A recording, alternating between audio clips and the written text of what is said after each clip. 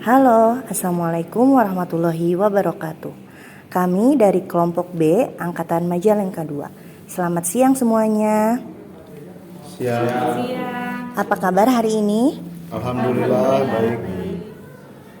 Alhamdulillah, hari ini kami akan membawakan podcast tentang bagaimana sih penerapan nilai-nilai berakhlak di tempat kerja.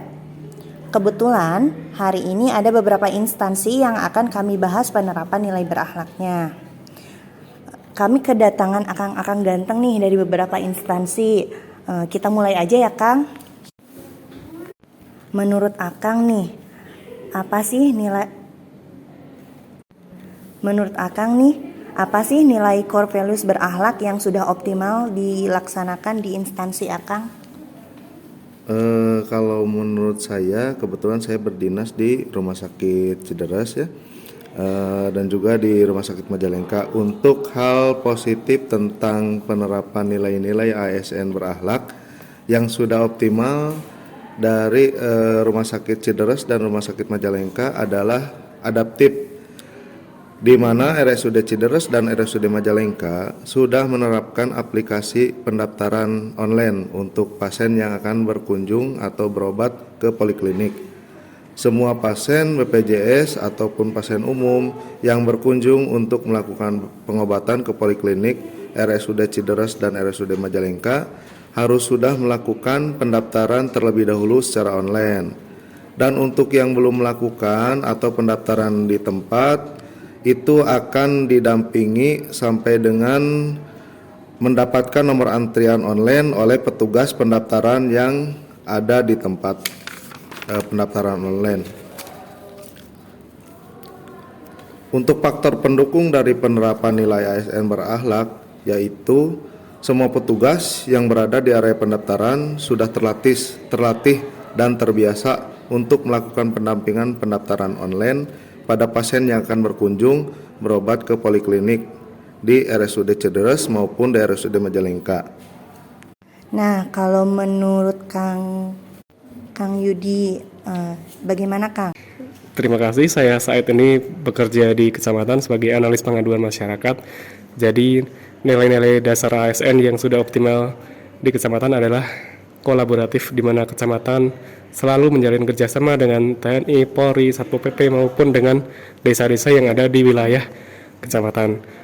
Faktor pendukung yang dapat Nah, kalau yang belum optimalnya apa nih Kang? Dan terus apa sih penyebabnya? Dari siapa dulu, Akang?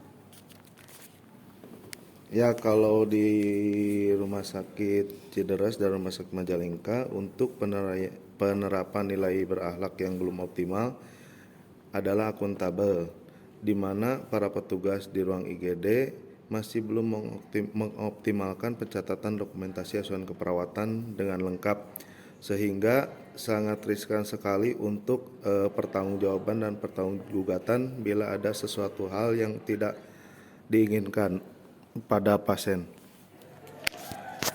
Baik, sekarang dari Akang Yudi.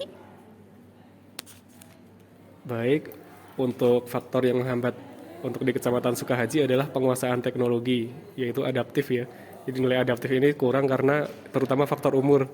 Orang tua terkadang lambat untuk menguasai aplikasi. Contohnya adalah aplikasi dari Kejaksaan, yaitu Rumah Restoratif Justice, di mana yang bisa menggunakan hanya satu orang. Jadi staf lain tidak bisa menggunakan.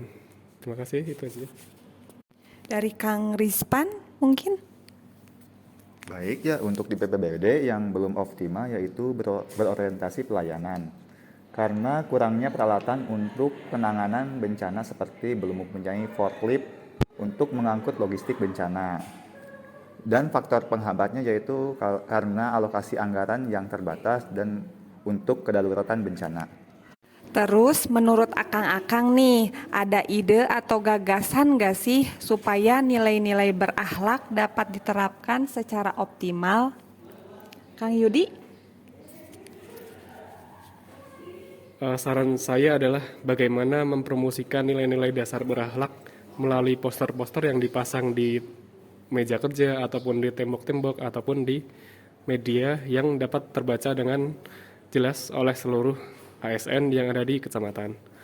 Lalu setiap instansi dapat membuat fakta integritas untuk berkomitmen bersama menerapkan nilai dasar ASN. Nah, akang-akang ini kan masih CPNS ya. Apa sih peran nyata yang dapat dilakukan oleh PNS baru dalam penerapan nilai-nilai berakhlak PNS di lingkungan kerjanya? Kalau menurut saya untuk penerapan nyatanya sebagai